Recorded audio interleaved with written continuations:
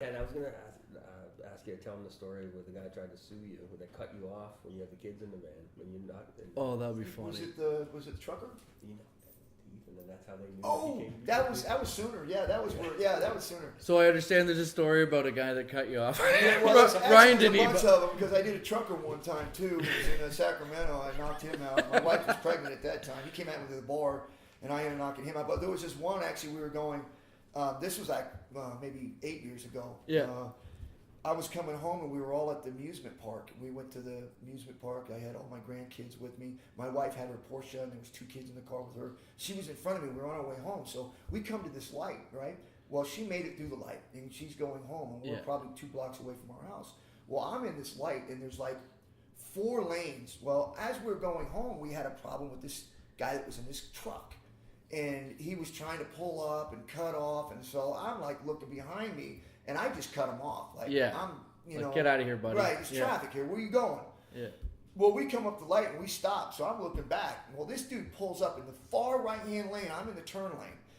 Far right-hand lane into the dirt, pulls over, and gets out of his truck. Now, there's 2 dudes in it. Now, I got all my grandkids in a minivan. Oh, yeah. Right? So there's another level of protective rates that's coming out, too, right? So there's 2 guys getting out of the truck, and there's all these cars stopped at this light. So he's walking in between all these cars coming to my vehicle. So I roll down the window. My kid is in the front seat, and I push him backwards, right? And I go, you come 1 step closer to my car, and I'm getting out. I'm knocking the shit out of you, right? And so he keeps coming. So I get out of my car. My kid's going, Dad.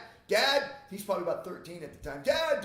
And I was like, don't get out. Stay in the car. Because like one of them was 13, the other one was 15. Yeah. And then I had ones that were 2 or 3, my nieces. And so I get out and I come around my car, and this dude's probably maybe 6 foot, but he's probably 250, big 260, enough. big fat guy. Yeah. He had a chef's uniform on. Oh, Like he just got off work. This other kid's coming and he's thinner, a little bit bigger, right?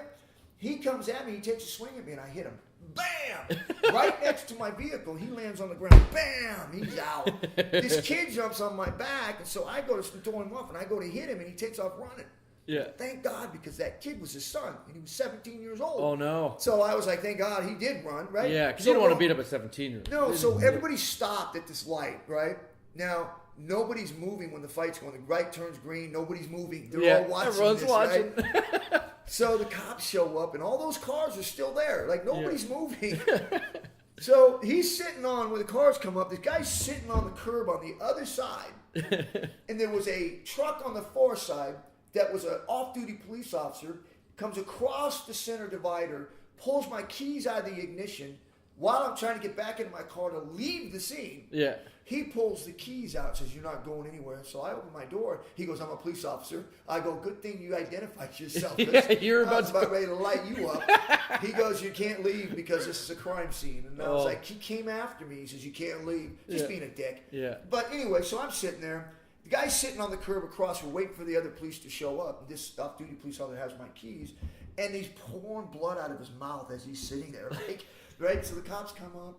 And so he takes the statement, and this off-duty police officer's being a dick, saying that I hit him and I started, just really being a dick. Well, the cop on the other side, they're all like, that's Shamrock. That's Ken Shamrock. They knew who I was. Yeah. So they come over and they ask me what happened. And I said, dude, he came over to me. He said he saw me. He said, well, he said that he got out of his truck and you went over to him and you started it. And I said, hey, let me clarify one thing for you, and I'll make it really clear right now what happened. Where's his teeth? Yeah. His teeth is laying by my vehicle. Yeah. So in other words, how could I beat him up over his vehicle if his teeth's laying by my vehicle? That's where I hit him. So they looked down and said, well, some good dental case closed. Good dental forensics by Ken Shamrock. So they went over there and literally looked at the dude and said, hey, man, you lied to me. Oh, he goes, no, man, you tell me. I said, well, how did your teeth get all the way over there by his vehicle? He put them there. It's like there's a blood spot. It's all there. He's like, well, okay, whatever. He says, I guess you messed with the wrong guy today, didn't you? Oh, that's so funny. Imagine that, eh? Just getting into a road rage fight, and then it's Ken Shamrock. That would be my line. Yeah. Oh, this guy wants to. Oh, fuck. Yeah.